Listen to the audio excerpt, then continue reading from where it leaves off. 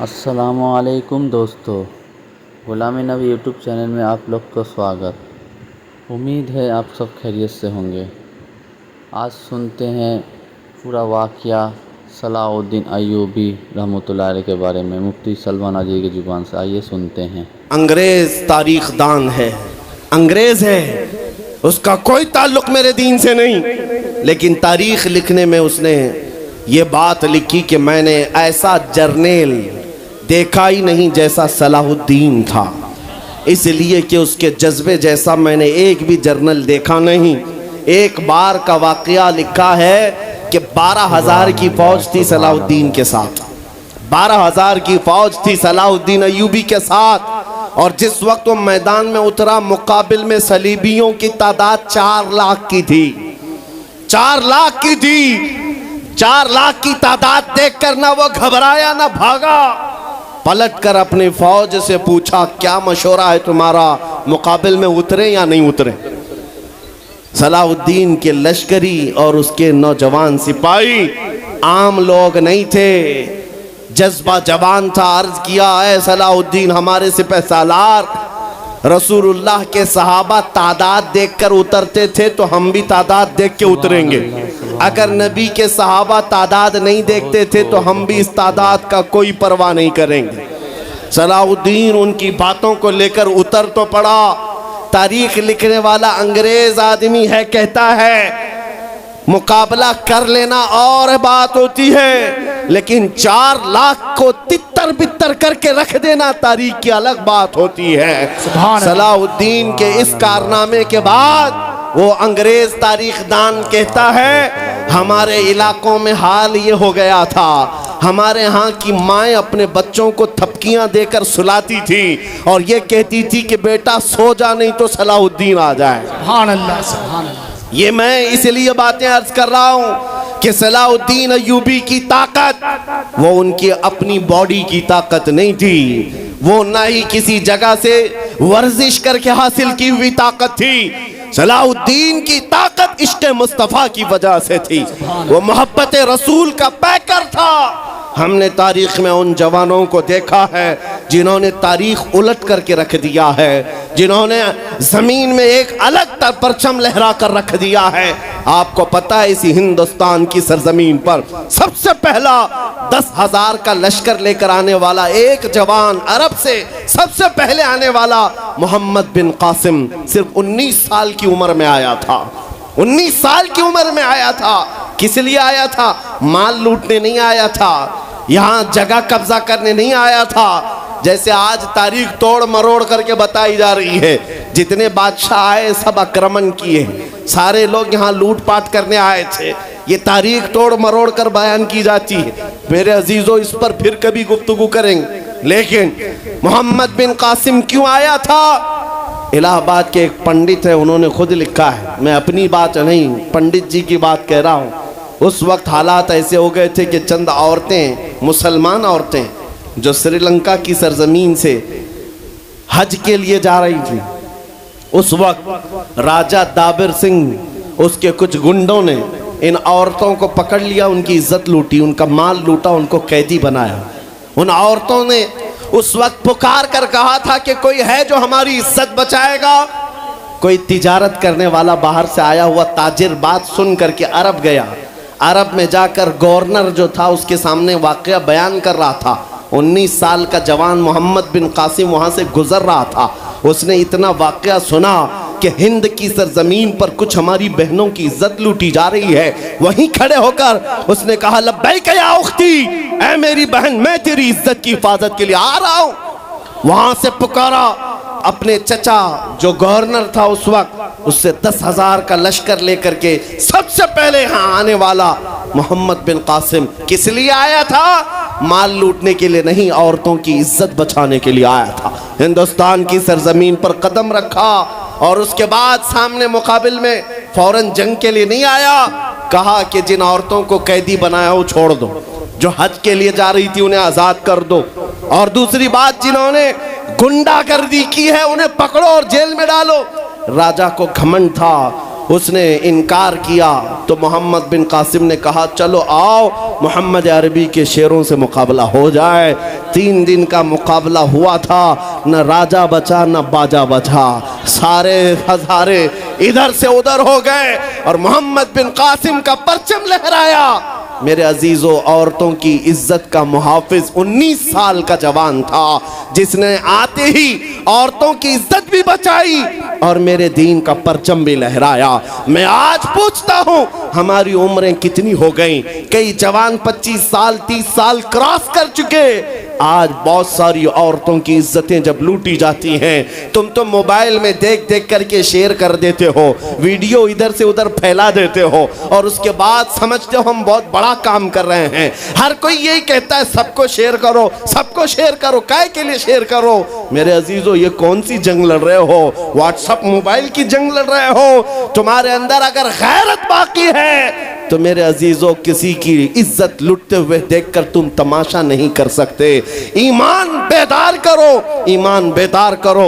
ये आज हालात क्यों आए? इमाम गजाली की एक बात मैं सुनाता हूँ। बहुत सालों पहले उस इमाम ने कहा था, 1000 साल पहले तकरीबन, उस इमाम ने कहा था जब इस उम्मत के सामने उनके रसूल की तौहीन हो रही हो और उम्मत खामोश बैठी रहे तो चंद दिन इंतजार करें, इनकी माँ और बहनों को बाजार में लाकर नीलाम किया जाएगा, इनकी माँ और बहनों की इज्जत लूटी जाएगी और ये कुछ ना कर सकेंगे, इनके बच्चों को मारा जाएगा और ये कुछ ना कर सकेंगे।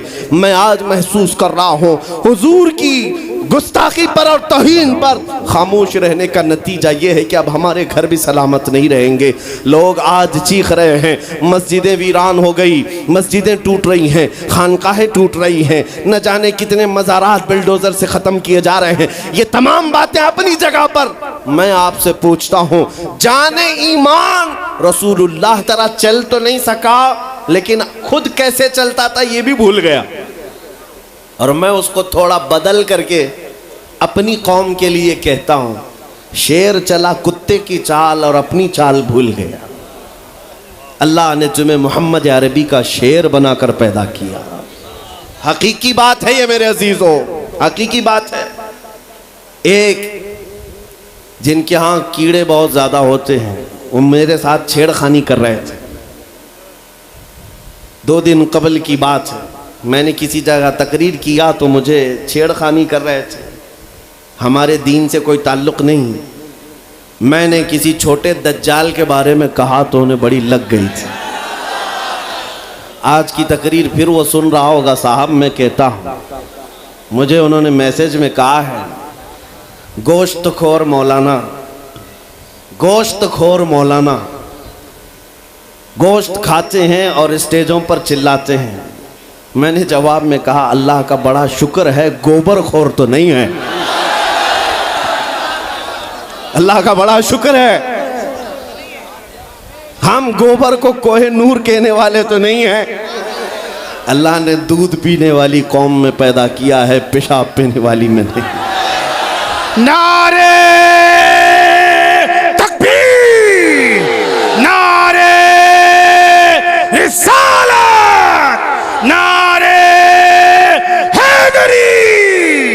मेरे अजीजों, ये कोई बात लतीफ़े की नहीं है और ना ही छेड़खानी की बात है। मैं उनसे कहता हूँ, हमें छेड़ो मत, हम अपने नबी की बात करते हैं, हम अपने नबी की बात करते हैं और जहाँ फिर तुम छेड़ोगे तो फिर हम अपने तौर पर जवाब भी देते रहेंगे इंशाअल्लाह। इसलिए कि अपनी अपनी किस्मत की बात है। मुझे गोश्त खोर मौलाना कह रहे हो और ख़ुद की हालत मालूम नहीं है। अल्लाह करीम का शुक्र है कि हमने दुनिया में देखा है गोश्त खाने वाला भी शेर ही हुआ करता है और गोबर खाने वाला सूअर तो नहीं है। अल्लाह का बड़ा करोड़ा एहसान है। मैं उन बातों में नहीं आ रहा, लेकिन एक बात ज़रूर कहना चाहता हूँ, सुनियो, एक बात कि दुनिया 1000 ताने दे, हमें फ़र्क नहीं पड़ना चाहिए, अपने नबी के अखलाक को खुल कर कहना है। मैं आपसे पूछता हूँ, क्या हमारा ये ईमान है या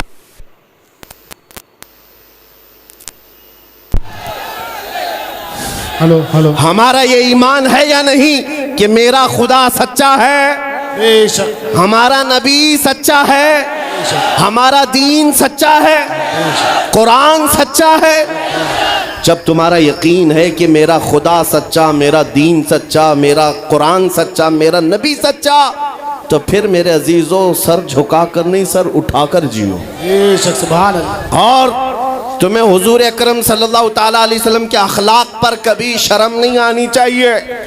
कोई टोपी पर, कोई दाढ़ी पर ताने मारता है तो उसको नजरअंदाज करो, इसलिए कि मरने के बाद इस कीड़े को मुंह नहीं दिखाना है, आमिना के लाल को मुंह दिखाना है। सुभान अल्लाह। ताना देता है तो देकर मर जाएगा।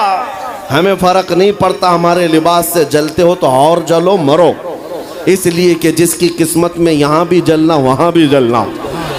और अल्हम्दुलिल्लाह सुन्नियों की किस्मत में यहाँ भी खुशियाँ हैं, वहाँ भी खुशियाँ।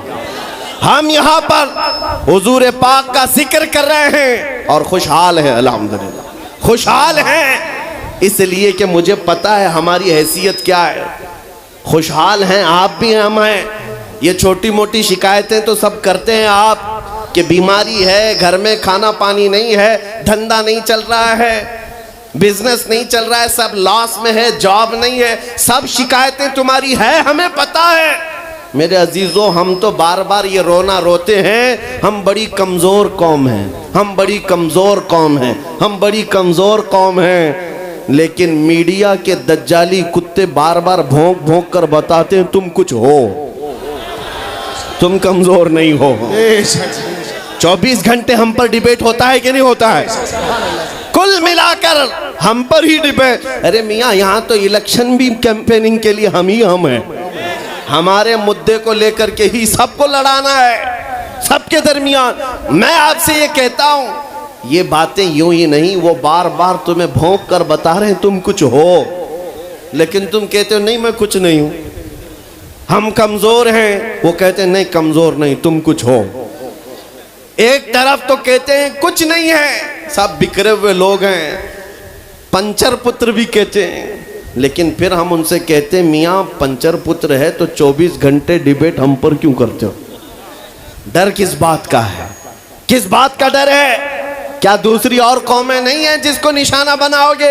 अरे 70 कौमें मौजूद हैं, लेकिन हमें पता है तुम्हारी आंखों में अगर कोई चुभता है तो गुलाम मुस्तफ़ा ही है, इसलिए कि उन्हें भी तारीख पता है। ये अगर निकल पड़े हैं सहरा से बगैर चप्पल के, पैबंद लगे कपड़ों से, तो कैसर और किसरा को भी धूल चटा सकते हैं। वह दुनिया की सुपर पावर ताकतों को घुटने टेकने पर मजबूर करने वाली कौम वह उमर बिन खत्ताब के शागिर्द थे, सहाबा कराम थे। दुनिया को तारीख पता है कि ये जिस दिन पढ़ने लग गए खालिद बिन वलीद को, जिस दिन ये पढ़ने लग गए सलाहुद्दीन अय्यूबी को, जिस दिन इनको कोई कहने लग गया कि तुम्हारा कोई शिहाबुद्दीन गौरी भी था, तुम्हारा कोई औरंगजेब भी था, तो फिर ये मुर्दा और मुरझाई हुई कौम दोबारा उठने लग गई तो अच्छे अच्छों की नींद हराम हो सकती है।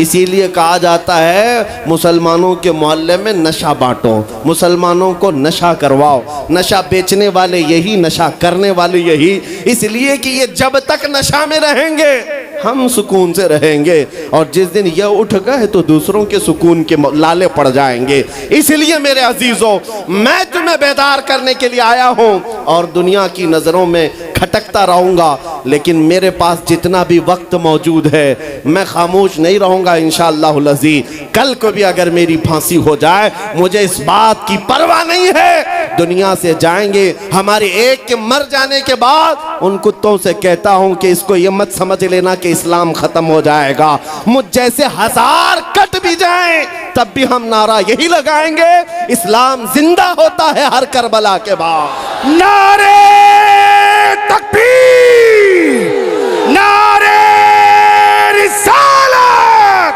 शहंशाह खिताबत, शेरे हिंदुस्तान सलमान मुफ्ती सलमान हजारी साहब किबला। सुभान अल्लाह, सुभान अल्लाह। मेरे अजीजों, बात आज ईमान की है। मैंने आज तक किसी तकरीर में किसी को असलहा उठाने की बात नहीं की, मैंने कभी किसी को बंदूक बारूद चाकू तलवार की बात नहीं की। और ना ही हमें ज़रूरत है। मेरे अजीज़ों, हम तो चाहते हैं कि तुम इश्क़ रसूल का जामा पहन लो, हुजूर की मोहब्बत का लिबास पहन लो। मेरे अजीज़ों, चाकू ब्लेड भी उठाने की ज़रूरत नहीं, तुम्हारे चलते फिरते देखकर कितने कीड़े फना हो जाए। हाँ, सिर्फ तुम्हारी चलत फिरत से कई कुत्ते नालियों में मर जाएं। सबको समझ में आती है बात।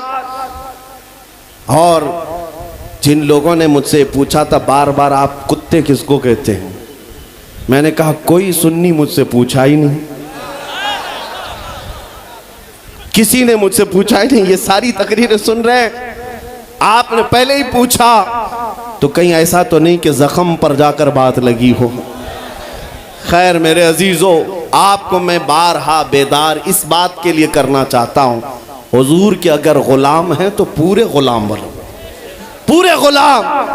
आज के दिन अगर एक नौजवान भी ये अहद कर लिया कि मैंने अपनी मर्जी से बहुत ज़िंदगी गुजारी है, अपनी लाइफ में बहुत इंजॉय किया है, लेकिन आज के दिन से ये तय करूँगा कि जीऊँगा तो मेरे नबी की मर्जी से जीऊँगा, जिसने भी तय कर लिया, मैं समझता हूँ कि ये जलसा वसूल हो गया, हुजूर के कदमों में पहुँच गया। मैं बताओ ए नौजवानों, बचा क्या है हमारी ज़िंदगी में और क्या बाकी है, क्या चाहिए तुम्हें? पूरी दुनिया तुम नाक रगड़ रगड़ कर हासिल कर भी लिए तो एक दिन तो मौत आनी है, एक दिन तो दुनिया से जाना है, सारी दौलत छोड़ कर जाओगे, इस बात पर सबका यकीन है। तुमने खुद अपने हाथों से कितने मुर्दे दफनाए, तुमने कितने लोगों की कब्रों को खुद अपने हाथों से बंद किया। आज जो ये आंखें खुली हैं अचानक बंद कर दी जाएंगी, ये धड़कनें रुक जाएंगी, तुम हाथ पैर भी नहीं उठा सकते, और ये पूरे लोग उठाकर तुम्हें इतनी छोटी कब्र में डाल कर आते हैं जहाँ करवट लेने की भी जगह नहीं, सांस और हवा के लिए कोई रोशनदान नहीं, खिड़की नहीं, इतने घने अंधेरे के अंदर तुम तन्हा होते हो। उस कब्र के मुतालिक सोचो, वहाँ मुनकर नकीर जिसके बारे में पूछ रहे होंगे वो ताजदार मदीना की ज़ात होगी। हुजूर के बारे में तुमसे पूछा जा रहा है कि तुम उनके बारे में क्या कहते थे। इसलिए सुन्नियों, आज ही हम तैयारी क्यों ना कर लें कि कल को कब्र में हमसे फरिश्ते पूछें इनके बारे में क्या कहते थे, तो वहाँ पुकार कर नकीरैन से कहना, तुम पूछ रहे हो इनके बारे में क्या कहते थे, अरे मर के पहुंचा हूं यहाँ इस दिलरुबा के वास्ते। सुभान अल्लाह, सुभान अल्लाह। मर के पहुंचा हूं यहाँ इस दिलरुबा के वास्ते, है शबे गौर भी उसी गुल से मुलाकात की रात। अजीजा ने गिरामी वक़ार, आज ले उनकी पनाह, आज मदद मांग उनसे, कल न मानेंगे क़यामत में अगर मान गया। सिर्फ मैं तुम्हारे उन अखलाक की बात कर रहा हूँ, बड़े दर्द दिल से कह रहा हूँ। आ जाओ वापस उस नुक्ते पर जहाँ मेरे नबी ने हमें छोड़ा था, आ जाओ उस रास्ते पर जिस पर चलने वालों पर अल्लाह ने इनाम नाजिल किया है। आपको पता है वो सहाबा कराम, ताबईन और औलिया कामिलीन का रास्ता था कि जिनके बारे में इकबाल ने कहा, दी अजाने कभी यूरोप के कलीसाओं में तो कभी अफ्रीका के तपते हुए सहराओं में, दश्त तो दश्त है दरिया भी न छोड़े हमने, बहरे जुल्मात में दौड़ा दिए घोड़े हमने, आ गया ऐन लड़ाई में गर वक्त नमाज, किबला रूहों के जमीन बोस हुई कौमे हिजाज। एक ही सब में खड़े हो गए महमूद आयाज, न कोई बंदा रहा न कोई बंदा नवाज। यह हमारी तारीख थी, यह हमारी तारीख थी, मोहम्मद अरबी सल्लल्लाहु तआला अलैहि वसल्लम के गुलामों की तारीख थी। वो जिस जगह जाते थे परचम इस्लाम लहराते थे, जहां चल पड़े हवाओं का रुख मोड़ दिया, आंधियों को तोड़ दिया, समंदरों में रास्ता बना लिया, अरे दरिया दजला में घोड़े दौड़ा दिए। ये नबी पाक के गुलाम थे, दुनिया उनसे खौफजदा थी। क्या था उनका नारा? उनका नारा ये था, टल न सकते थे जंग में अगर अड़ जाते थे, पांव शेरों के मैदान से उखड़ जाते थे, अरे हक से सरकश हुआ कोई तो बिगड़ जाते थे, तेग क्या चीज है हम तोप से भी लड़ जाते थे। नारे तकबीर, नारे रिसालत, देखो देखो कौन आया, देखो देखो कौन आया। तवज्जो की बात है, हम उस कौम के वारिसीन में से हैं दुनिया जिनकी तारीख जानती है। आपको पता है अंग्रेज तारीख दान है, अंग्रेज है, उसका कोई ताल्लुक मेरे दीन से नहीं, लेकिन तारीख लिखने में उसने ये बात लिखी कि मैंने ऐसा जर्नेल देखा ही नहीं जैसा सलाहुद्दीन था, इसलिए कि उसके जज्बे जैसा मैंने एक भी जर्नल देखा नहीं।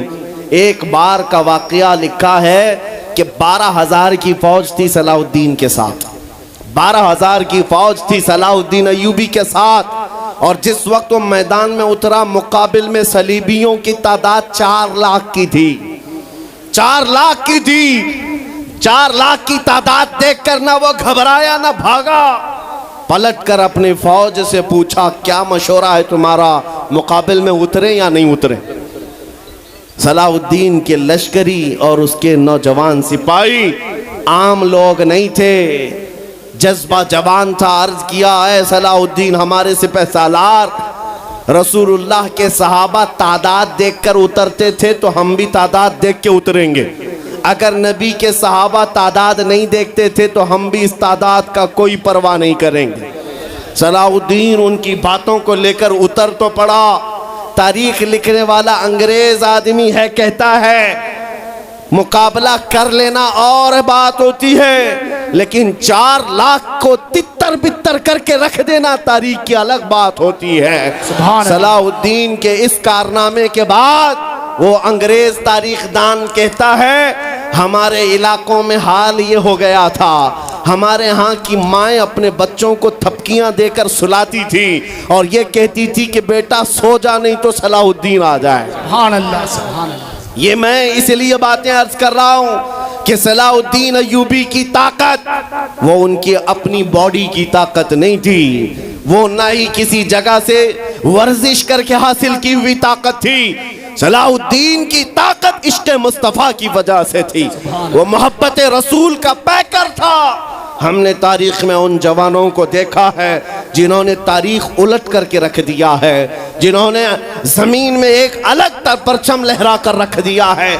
आपको पता है इसी हिंदुस्तान की सरजमीन पर सबसे पहला 10,000 का लश्कर लेकर आने वाला एक जवान, अरब से सबसे पहले आने वाला मोहम्मद बिन कासिम सिर्फ 19 साल की उम्र में आया था। 19 साल की उम्र में आया था।